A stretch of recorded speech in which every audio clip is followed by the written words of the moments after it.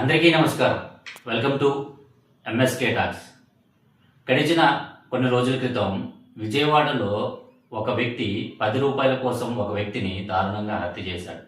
ఇటీవల కాలంలో చూసుకున్నట్లయితే హత్యలు చాలా రకాలుగా జరిగాయి, మనం చూస్తూనే ఉంటాం. కాకపోతే ఈ హత్య అనేది 10 రూపాయల కోసం అర్ధరాత్రి ఒక వ్యక్తి తన మద్యానికి 10 రూపాయలు లేవని చెప్పి ఒక వ్యక్తిని అడగగా ఆ వ్యక్తి నువ్వు వయసులో చిన్నవాడివి, ఇలాంటివి వద్దని చెప్పేసి కొంచెం బహిర్గతంగా చెప్పడంతో తను మనస్తాపానికి లోన్ చెంది 10 రూపాయలు నాకు ఎందుకు ఇవ్వడు అనే ఉన్మాదంతో అతని మెంటల్ ఎబిలిటీ ఎలా ఉందో లేకోకుండా అతను ఆ 10 రూపాయల కోసం చంపేయడం జరిగింది.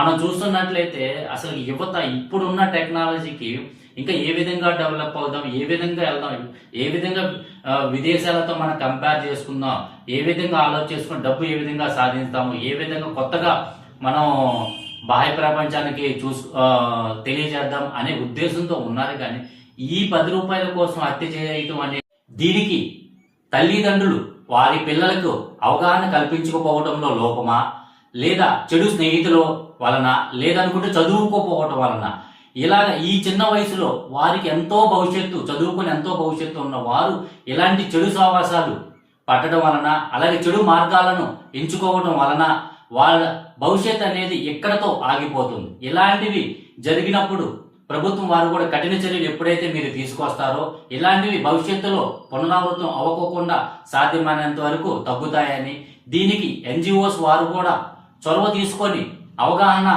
కల్పించే విధంగా మీరు కూడా చూస్తారని మనస్ఫూర్తిగా కోరుకుంటూ జై హింద్, జై భారత్.